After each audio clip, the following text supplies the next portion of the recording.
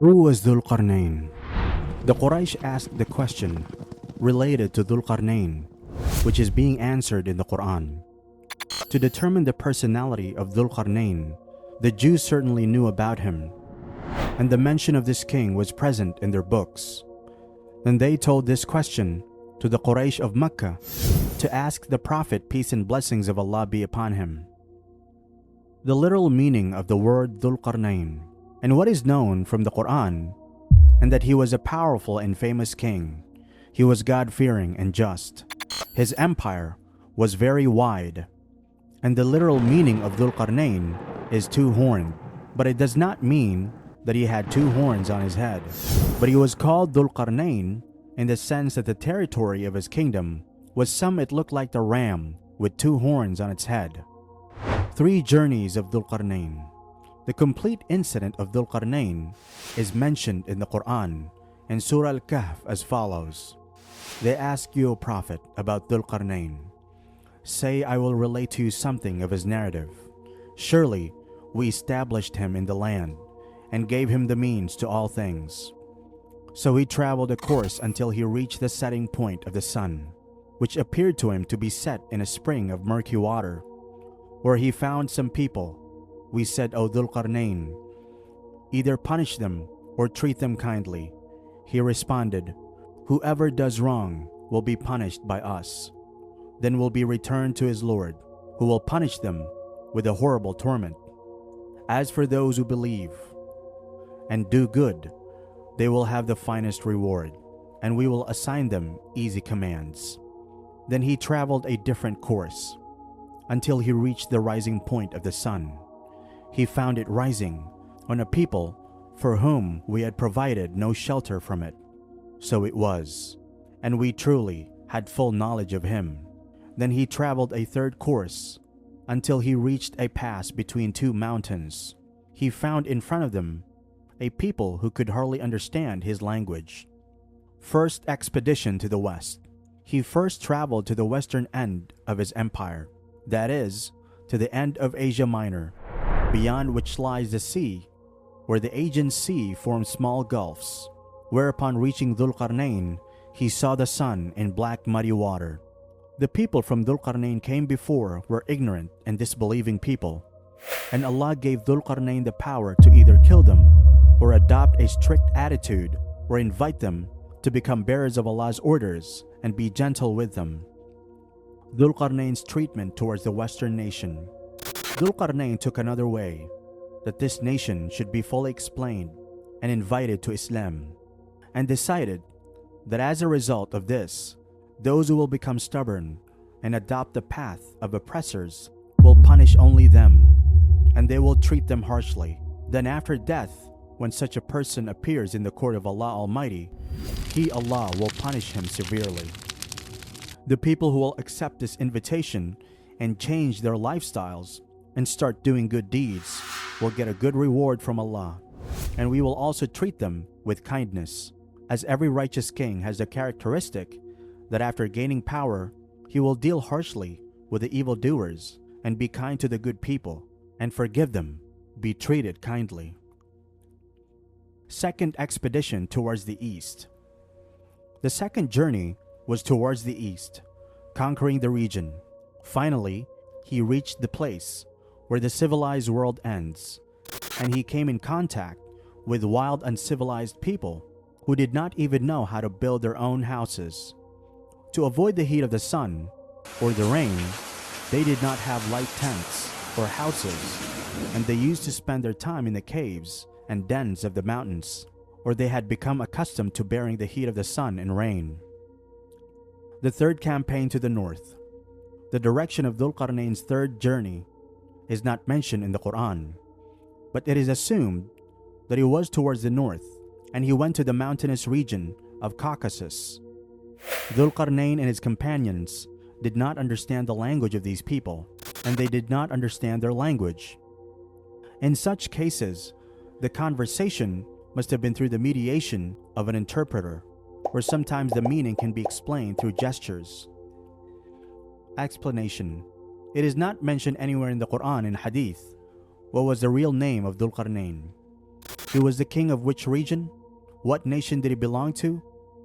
And in what era has this king passed? On the western side, how far and which countries had he conquered? And where did it reach in the eastern direction? In which direction was his third journey? Where is the dam of Dhul Qarnayn located? Therefore, there was a lot of disagreement among the commentators in the determination of all these matters, and the main reason for such historical research is not being mentioned in the book and Sunnah is that despite mentioning historical event, the Quran does not discuss such matters. It has nothing to do with human guidance or is not based on any Sharia ruling. The incident of Dhul Qarnayn is not mentioned in the inspired book of the Jews, the Torah, but in the interpretations of the Torah, which they call the Talmud in their term. However, it is authentic that Dhul Qarnayn was such a king whose concept was present in the minds of the Jewish scholars. That's why they had asked a question about this, and the Quran gave enough answer that describes his personality.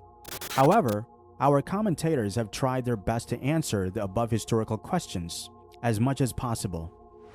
Therefore, a study has been presented that Dhul Qarnayn can be applied only to the Iranian ruler Horus, whose rise began around 549 BC. Babylon was conquered in 539 BC, after which no power was able to stand in its way. His conquests extended from Sind and Sogd, present-day Turkestan, to Egypt and Libya on one side and Thrace and Macedonia on the other, and in the north, his empire extended to Caucasia, Caucasus, and Khawarizm. Virtually the entire civilized world of that time was subject to him. Another study is that Dhul Qarnayn may not be the king of Iran, but of a region of Arabia, and was the king of Yemen's Hamidi family. The argument is that Dhul Qarnayn is an Arabic word, no Persian or Iranian. In addition, the kings of Yemen used to be nicknamed Zu in ancient times, such as Zunwas, Zulnun, Zurain, Dhuzin, etc., such as Dhul Qarnayn too. Abu Rayhan al-Biruni gives his name as Abu Karb bin Ayr bin Afriq's Hamiri.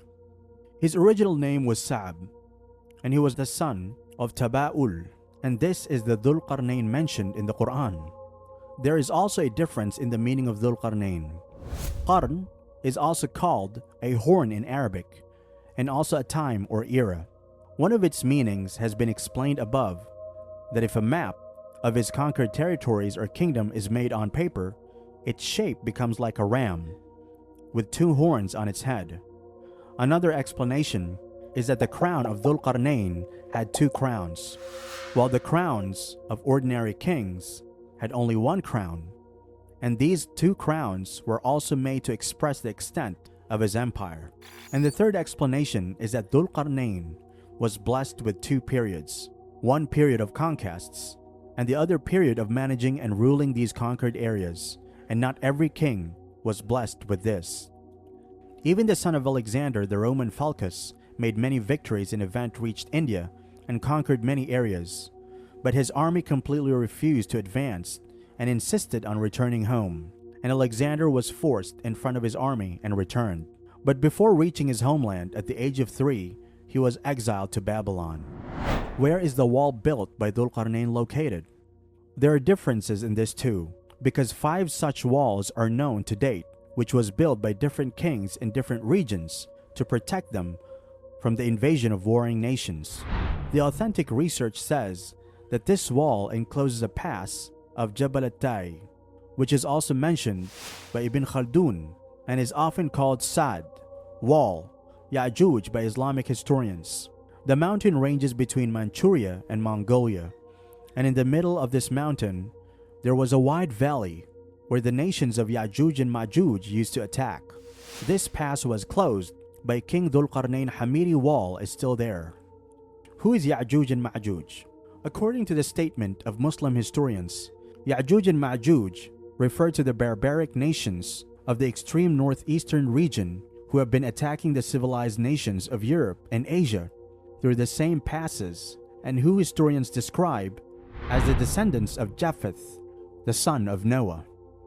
These people were impressed by the kind behavior of Dhul Qarnayn and pleaded that we are always harassed by Ya'juj and Ma'juj attacks. They requested Dhul Qarnayn that if possible, break the gaps between these two small mountains, and we are willing to pay the costs incurred in this regard, so we will continue to pay them if any tax is imposed on us in return. They pleaded, O Dhul Qarnayn, surely Gog and Magog are spreading corruption throughout the land.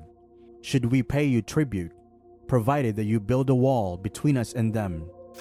He responded, what my Lord has provided for me is far better, but assist me with resources, and I will build a barrier between you and them. So Dhul Qarnayn accepted their request and said, I don't need your financial assistance. There is a lot that Allah has given. But if you provide labor or workers, I will build such a wall. In addition, it'll be your responsibility to provide me with some iron sheets and other construction materials. How was the wall built? At first, large iron plates were placed on top and bottom, and when their height reached the valleys on both sides, people were ordered to make a good fire, and for this work, wood and coal were used when the iron was like fire. When it became red, the molten copper was poured from above, which solidified in the cracks of the iron sheets, and all this together became like a mountain. Due to its height, it could not be climbed over, and being a thickly constructed wall of iron, it could not even be cracked.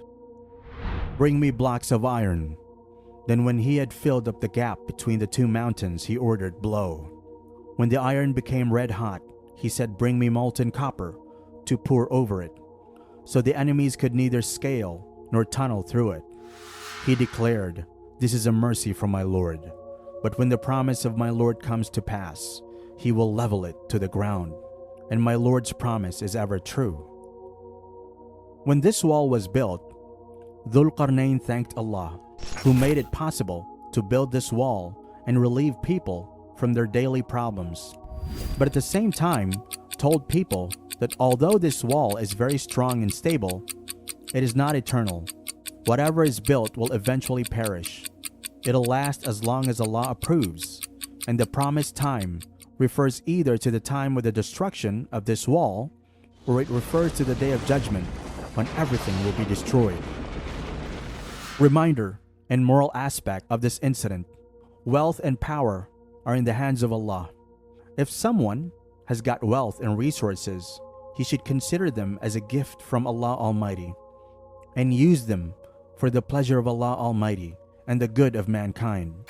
He should not spend it in the expression of his greatness and pride.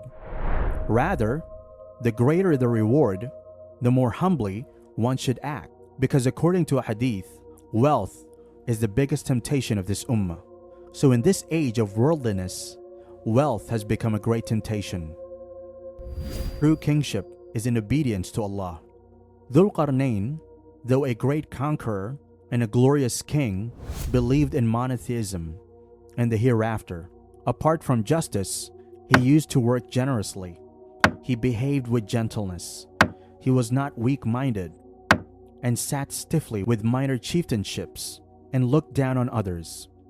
Even though he was a great king, Dhul Qarnayn takes the attitude that Allah Almighty wants. So as a result of this, he deserves the honor that his mention should be preserved in the Quran until the day of resurrection. Cooperation and support.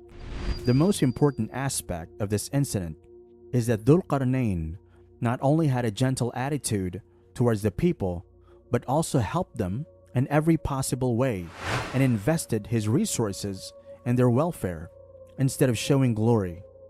Even in today's age, a believer is required to give as much grace and benefit to others as he can with his time, wealth, and life.